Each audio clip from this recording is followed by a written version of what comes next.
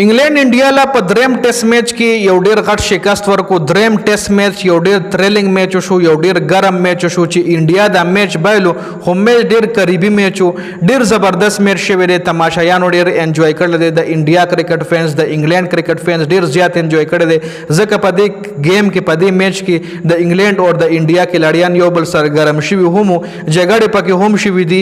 یو ګرم تھریلینګ میچ شوی دی. تاسو له معلومه وي د انګلند او د انډیا د 15 ټیسټ میچونو سیریز روان دی چې لومبنی میچ ته انګلند ګټلو، دویم ته انډیا ګټلو او دریم ته انګلند وګټلو. لکه درو میچونو کې دوه انګلند وګټل او یو انډیا وګټلو.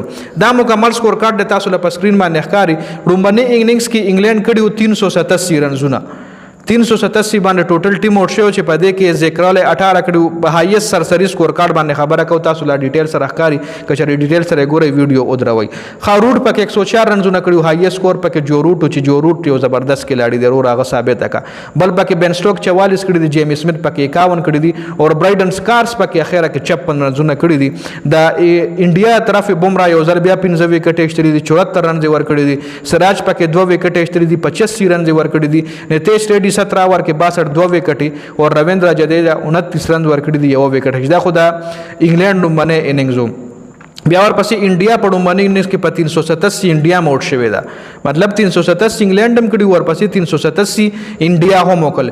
انډیا طرف یشسوي جیسوال 14 کړي دي کې راهول پکې سلیزه واخلې ده، کارون نایر 40، شوبمن ګیل 16، ریشب پنت زبردست بیټینګ کړي، په ټولو میچونو کې ښه بیټینګ وکړو. 74 جډیجا 72، 30 نتیش ریډي او 23 پکې واشنگټن سندر کړي دي.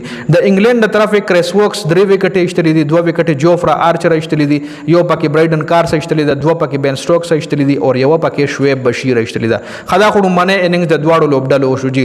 بیا سیکنډ اننګز کې انګلند چې کم دی په 192 رنزونو ټوټل ټیم آوټ شوی دی، 193 ټارګټ انډیا لامل شو، ډیر کم سکور خو پیچ چې کومو داسې چین شو چې بیخي د انډیا بیټسمنان وړک نه دیواله. خو ګورئ 192 انګلند کې انګلند طرفه 40 جو روټ کړی دی، هایست سکور د روټ ته 40، 23 پکې هری بروک کړی دی، سټوک پکې 33 کړی دی او د انډیا طرفه بومرا 2 وکټ اشتري دي، سراج 2 وکټ اشتري دي، نتیش ریډي یو وکټ اشتري ده، آکاش ډیپ یو اشتري ده، واشنگټن سندر پکې 100 اشتري دي. پیس سپینر د پاره خشه او هغه ټایم کې نو د پکې 100 وکټ اشتري دي.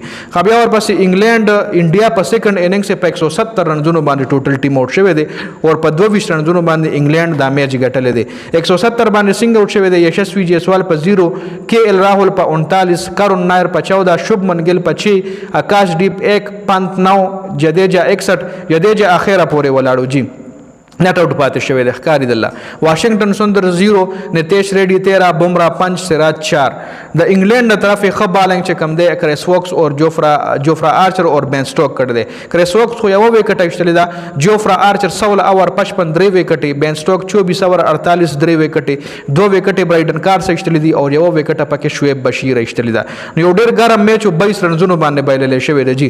22 رنزونه دي کې سراج تاسو ګورئ لاست وکټ د سراج او د رویندرا جډیجا پاتې و چې جډیجا په 61 باندې نټ آوټ پاتې شوی، خو سراج چې کم دی 30 بال 4 رنزونه کړی دي، مطلب ولاړو دغه روټیشن دغه به چانس ورکول جډیجا لاغه به هټ نیم کول او دبا زیات سټرایک نه شتو، ځکه جډیجا که تاسو ګورئ 181 بالونو باندې 61 رنزونه جوړ کړی دي، خو بیا د وکټ لاړه او انګلند دا میچ په 22 رنزونو باندې وګټلو او یو ډیر ګرم میچ شو، یو ډیر تاریخي میچ شو. د انګلند کرکټ فینس او د انډیا کرکټ فینس ډیر انجوای کړی دی. د ویډیو کتلو زیاته مننه، والسلام.